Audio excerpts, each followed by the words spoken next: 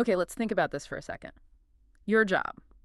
Will it actually still be here in, say, 5 years? It's a question a lot of people are asking, right? Especially with AI moving so fast. So today, in this deep dive, we're really going to tackle that head on. Will AI take over our jobs by 2030?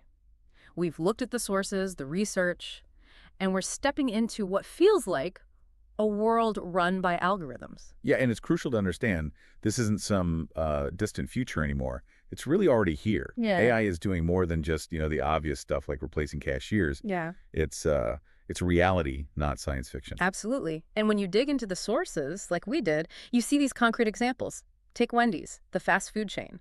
Back in 2024, they teamed up with Google, using AI for taking drive-thru orders, and the results. Well, the outcomes were pretty clear. Faster service, definitely. Lower costs for Wendy's. But also fewer human workers needed right there at the window. Exactly. Faster service, lower costs, fewer people.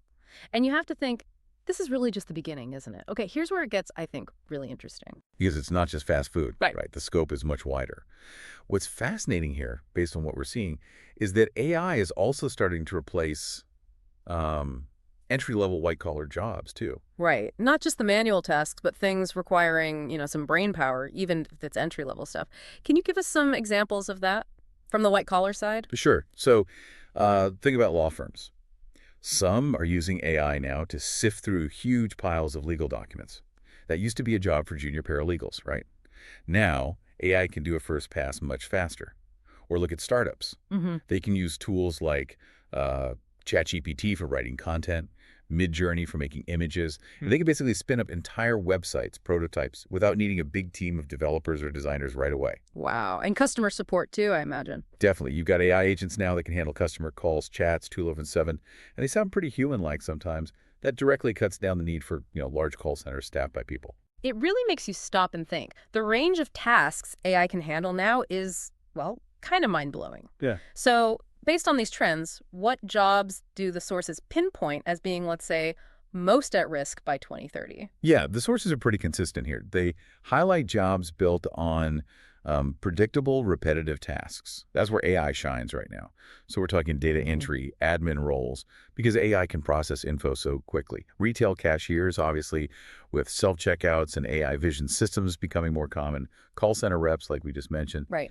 Even basic coding and design tasks where AI can generate that first draft, and things like bookkeeping, clerical work, stuff that intelligent automation can streamline. Common thread is tasks that maybe don't need super complex human judgment or deep creativity day in and day out. And this shift, it's not slowing down. It seems to be picking up speed, actually. Okay, so hearing that list, it's easy to focus on maybe the negative side, the job losses. But that's not the whole story the sources tell, is it? It's not all bad news. Not at all. That's a really important point to stress. Yes, AI is disruptive in some areas, no doubt, but the sources also show it's creating entirely new kinds of work. So while some jobs are disappearing, completely new ones are popping up, which, raises an important question. Which is, what are these new jobs? What do they actually involve? Well, they're pretty interesting, actually. You've got roles like AI trainers. These are people who help refine the AI models. They provide feedback, teach the AI to be more accurate, more useful. Then there are prompt engineers. These folks get really good at writing the instructions, the prompts, to get the best results out of AI, like learning to talk to the AI effectively. Okay, that makes sense. And synthetic content creators using AI to generate text, images, maybe even virtual characters for games or marketing. Plus, really crucial roles are emerging, like AI auditors and ethics officers. Ah, right. Making sure it's fair. Exactly. Making sure the AI systems are fair, transparent, not biased, accountable. These are jobs that, didn't really exist in any meaningful way just a few years back. So putting this all together, the displacements, the new opportunities, what's the key takeaway for you listening right now? What does this mean for your career? I think the message from the sources is pretty clear. Trying to fight this wave probably isn't the answer. It's more about learning to, ride it. Learning how to use these AI tools seems critical. Or you might risk being left behind. It's about adding AI to your skill set. Right. If we connect this to the bigger picture, the main message really across the board from the sources is this. Your specific job title might change, but your ability to adapt, to learn, that's your biggest asset. If you evolve, if you learn how to work with AI, integrate it. It won't replace you. Actually, it'll probably empower you, make you better at what you do. So the world of work is definitely changing fast. The future doesn't really wait for anyone. The question to leave you with is, how are you going to adapt? How will you keep learning in this new landscape? Something to think about until our next deep dive.